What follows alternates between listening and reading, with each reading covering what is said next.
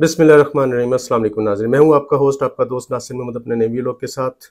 नाज़रीन, जैसा कि आप सब जानते हैं, माशाल्लाह आज जुम्मतुल मुबारक है और सियासत के अंदर ये जुम्मा किसके लिए मुबारक है और किसके लिए नहीं, ये अभी क्वेश्चन मार्क है।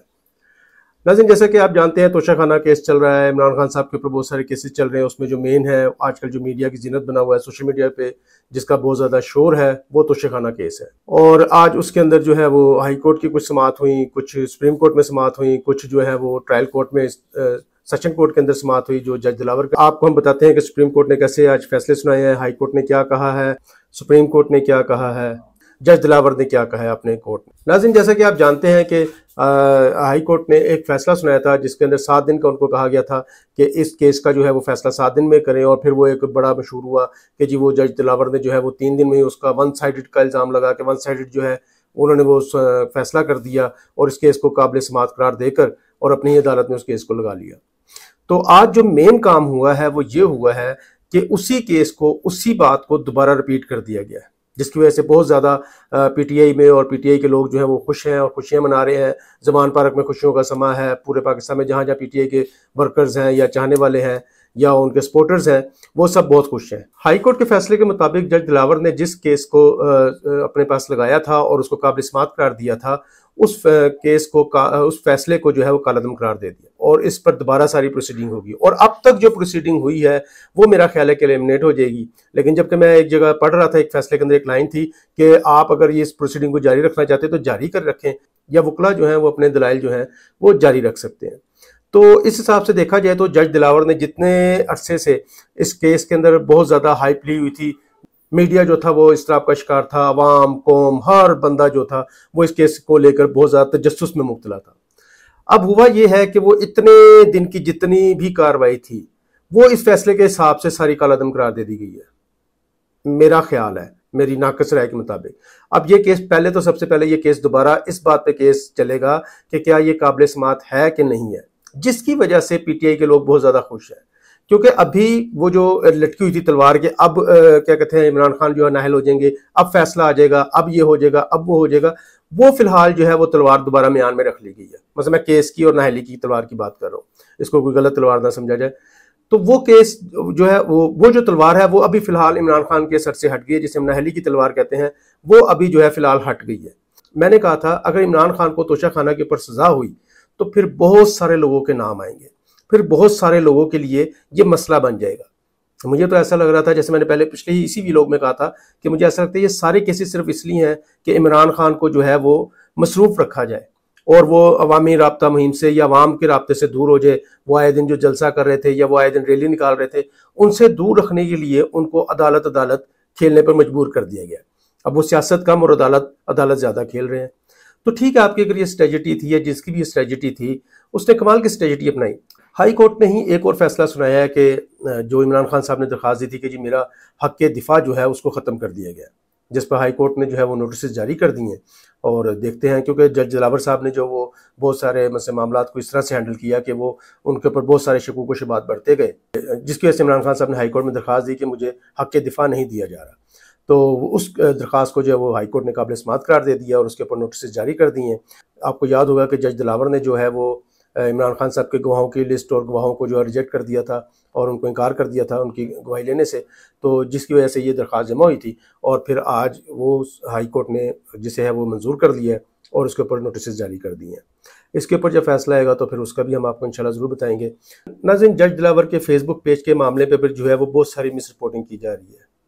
तो आज मैं जब वो क्या कहते हैं फैसला पढ़ रहा था तो उसका पैराग्राफ 18 पे मेरी नज़र गई। तो पैराग्राफ 18 में साफ वाज़े लिखा हुआ है कि एफआईए ने कहा है कि ये जो पेज है ये मौजूद है, जो वहाँ पर पोस्ट की हुई थी जज दिलावर ने वो वहाँ पे मौजूद नहीं है, जिसके ऊपर अदालत ने उनको कहा है कि इसकी जामिया और मुकम्मल तहकीकात करके रिपोर्ट जो है वो रजिस्ट्रार इस्लामाबाद हाई कोर्ट को पेश की जाए और जमा कराई जाए। तो अभी जो हमारे यहाँ, वही मैं बात करता हूँ बार बार, कि मीडिया जो है वो बड़ी मिस रिपोर्टिंग भी कर जाता है कि जी फेसबुक पेज का जो मामला था वो हल हो गया है, जज दिलावर उसमें बरी हो गए हैं, ये हो गया वो हो गया। आप फैसले को मुकम्मल पढ़ तो लिया करें, क्यों इस कौम को इस तराब में डाला हुआ है। अगर आपने रिपोर्टिंग ही करनी है और ब्रेकिंग न्यूज़ के टाइप पे करनी है तो खुदारा उस रिपोर्टिंग को सही तो कर लें। बस इतना सा काम है यार। हर कोई काम अगर जिम्मेदारी से और हक सच के साथ करेगा ना, ये मुल्क धीरे धीरे धीरे धीरे आस्ता आस्ता ठीक होता चला जाएगा। अब अगर आप सिर्फ नंबर बनाने में, अपने व्यूज बढ़ाने के लिए या चैनल्स के ऊपर रेटिंग लेने के लिए आप ब्रेकिंग न्यूज के तौर पे बगैर समझे बगैर सोचे आप इस तरह की रिपोर्ट्स करेंगे तो उसका इम्पैक्ट बहुत बुरा पड़ता है। आपको वक्ती तौर पे बड़ी हाइप मिल जाएगी, वक्ती तौर पे आपको बड़ी जयजयकार हो जाएगी, लोग उसके ऊपर इस्तराब में चले जाएंगे, आपको बड़ी हाइप मिल जाएगी। लेकिन उसका नुकसान क्या होता है? उसका नुकसान ये होता है कि अवाम, कौम, लोग ये इस्तराब में चले जाते हैं। जाहिर बात है उसमें कोई हामी होंगे, कोई उनके मुखालिफ होंगे, वो दोनों अपनी अपनी पोजीशनें ले लेंगे और जब वो हकीकत उन दोनों को पता चलेगी तो दोनों ही मायूस होंगे। तो इसलिए मैं दरख्वास्त है मेरी तमाम मीडिया चैनल से और तमाम यूट्यूबर से कि खुदारा जब आप रिपोर्टिंग कर रहे होते हैं तो उसको डीपली पढ़कर उस वक्त तक खबर ना दिया करें जब तक आपको खुद समझ ना आ जाए। बस इतनी सी रिक्वेस्ट है, अगर आप मान लेंगे तो बड़ी मेहरबानी, नहीं तो वैसे तो मुझे काफ़ी सारे मैसेजेस आ ही रहे हैं जो गालियों से भी भरपूर है और बहुत ज़्यादा जिसमें धमकियाँ शमकियाँ भी हैं। अभी आप देख रहे हैं कि जो आज मैं खबर सुन रहा था एक टीवी चैनल के ऊपर कि जो सोशल मीडिया चैनल्स हैं या डिजिटल चैनल्स हैं उनके लिए जो कानून बन रहा है उसके अंदर कहा जा रहा है कि जी उनको अथॉरिटी से जो है वो अप्रूवल लेनी पड़ेगी। ये क्यों हो रहा है? ये पता क्यों हो रहा है? क्योंकि हम अपनी लाइंस, अपने दायरे क्रॉस कर जाते हैं। हम या तो किसी के लिए इतने बाइस हो जाते हैं कि दूसरा बंदा हमें नजर ही नहीं आता और हम उसको मानने के लिए तैयार ही नहीं है, या फिर हम इतने मुखालिफ हो जाते हैं कि हमें ऐसा लगता है कि हमने जब तक इसको खत्म ना किया तो हम उस वक्त तक पता नहीं कुछ हमें मिलने कुछ नहीं है। तो ये वजह है, जब तक हम एक लाइन ड्रा नहीं करेंगे, हम बिटवीन द लाइन नहीं रहेंगे और हक सच के साथ नहीं रहेंगे, तब तक हमारे पर भी इस तरह के मसाइल आएंगे। अब अगर इस पर पाबंदी लगती है और ये क्या कहते हैं बिल पास होता है तो आपको बड़े मजे की बात बताऊं, ये सोशल मीडिया पे ही शोर मचना है कि जी हमारे साथ जुल्म हो गया, मीडिया पे कदगन लग रही है, मीडिया पे वो हो रहा है। कोई जी शऊर इंसान सोशल मीडिया के यूट्यूबर्स के वीलॉग सुन ले तो आपको लगेगा कि एक मशरिक की तरफ चीखे मार रहा है, एक मगरिब की तरफ चीखे मार रहा है, एक शमाल की तरफ और एक जनूब की तरफ। किसी की कोई बात भी जो है वो किसी पॉइंट पे नहीं आती। जबकि मुझे एक बात बताएं, अगर एक बंदे के ऊपर चोरी का पर्चा हुआ है तो उसके ऊपर चोरी की दफात लगेंगी ना, लेकिन वही हमारे ही ये सोशल मीडिया के जो यूट्यूबर्स हैं उस चोरी के पर्चे को इस तरीके से अपने अपने अंदाज से पेश करते हैं कि बाद में ऐसा लगता है कि वो चोरी का पर्चा नहीं है, वो 302 का पर्चा बन गया।